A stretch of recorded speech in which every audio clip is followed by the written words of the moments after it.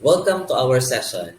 For this video, I am going to introduce about curriculum design. And for you to focus, please jot down important information or you may also save this video. Let us review first. You may have known that curriculum is a set of subjects, a sequence of courses, or a set or a sequence of or a series of experiences undergone by learners in the school. This curriculum may be a written curriculum, a taught curriculum, a supported curriculum, an assessed curriculum, a recommended curriculum, a hidden curriculum, an excluded curriculum, or a learned curriculum. Well, basically, curriculum is a complex, it's a very comprehensive concept that is vital to learning. So you may have questions like what content should be included, what should the content or how should the content be organized, what educational strategies should be adopted, what teaching methods should be used, how should assessment be carried out, also how should details of the curriculum be communicated, and what educational environment or climate should be fostered. And these questions are imperative in the discussion of curriculum design. And we can get answers by knowing first about the general designs of curriculum. Let us define curriculum design. As defined by Karen Schweitzer, curriculum design is the purposeful, deliberate, and systematic organization of curriculum within a class or a course. This means that designing a curriculum is planning the instruction. When we design curriculum, we identify all the things to do, all the persons who will do it, and our time frame for such. Furthermore, Bucky Dodd described curriculum design as the process of planning formal learning experiences, and this plan should be holistic. It has to include everything of how people learn. This is considering the physical, technological, social, and all the psychological factors that define the spaces and the places where people learn. And to further define curriculum design, let us examine this figure. You may have looked at instructional design as curriculum design. Yes, they are connected, but they are different. If you can notice, curriculum design is broader than instructional design. The concepts of outcomes, courses, policies, technology, and content are general to learning, whereas learning activities, learning materials, interaction design, and delivery methods are specific to classroom learning. Clearly, curriculum design is more than the activities we implement inside the classroom. It is more than the materials that we use for learning. Everyone in the field of education, let us be reminded that designing a curriculum is a team sport, as Mr. Dodd have emphasized. Here's an example of a curriculum design team. As you see here, these are people with diverse areas of expertise. Hence, designing a curriculum is a process that is collaborative, results-oriented, and transformative as it transforms our varied ideas into uniform vision for the benefit of learning. In everything that we design or plan, we have a purpose in mind. When we go to the grocery, we have an item in mind to purchase. When we ask a question to someone, we have a purpose for asking so.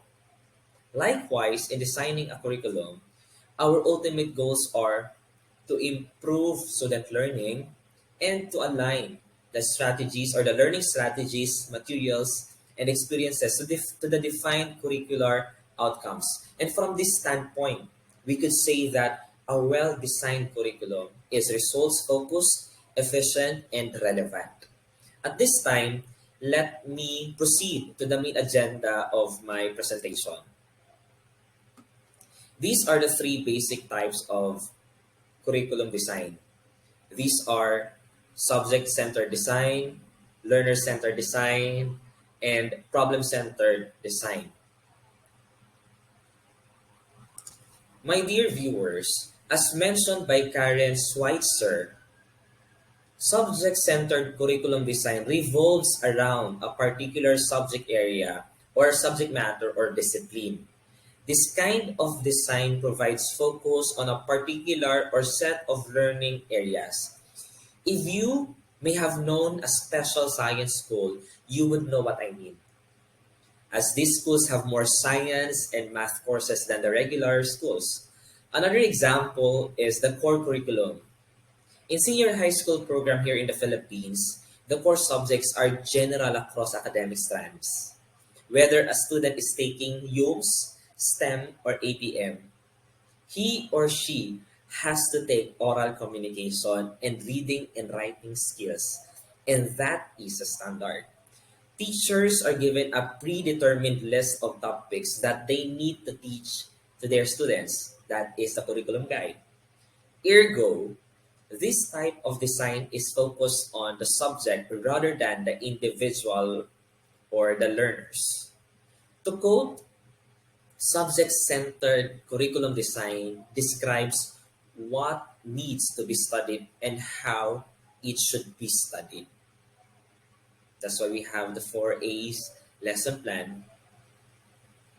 However, this design has also a drawback. Subject-centered curriculum design is not student-centered. It does not much consider the specific learning styles of the students, which may cause problems like lack of learners' motivation, which is also crucial to student learning achievement. Another is learner-centered curriculum design. In contrary to subject-centered curriculum, this design is focused on the learners. Here, the curriculum design team or the teacher considers the learner's individuals' needs, interests, and goals. And let us admit that learners are not the same. So in this type of curriculum design, we have to adjust based on the needs and the styles of our learners. In this type of design, we consider differentiated learning and individualized instruction. Okay. Through these approaches, we are empowering and engaging the learners. Consequently, this also has a drawback. This is very exhaustive, labor intensive. You know, when you implement differentiated instruction as a teacher, you put weights to yourself. You put weights to yourself in designing your instruction or in finding resources for each learner. Let us be practical. Teachers may have little time or no time or may lack skills in doing so. There is much expectation for the teacher to do a lot of things.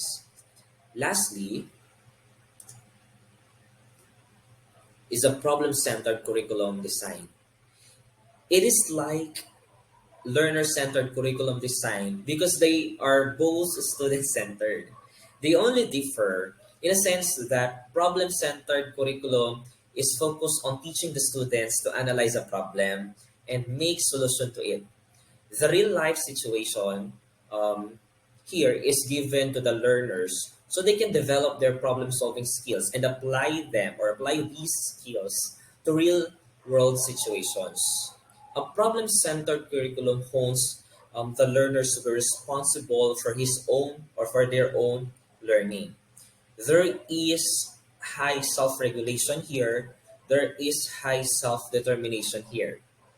Also, students collaborate, inquire, and engage in interdisciplinary learning. In the Philippines senior high school curriculum, students are exposed or expected to produce more than one research output, as they have practical research 1, practical research 2, plus inquiries, investigations, and immersion. Yet, the the disadvantage of this curriculum design is that it does not always consider the learning styles of the students because solving problem is more of logical thinking than performance-based learning. And now that we have ideas on curriculum design, you may go towards designing your own curriculum or reflecting about the lecture. And before I end my presentation, let me recognize the following individuals, the following authors, okay, who I give credit for my presentation. Thank you, Mr. Bakidad, Miss Karen Schweitzer, Sir Ronald Harden, Melo Silver, and Savory. Again, thank you for watching.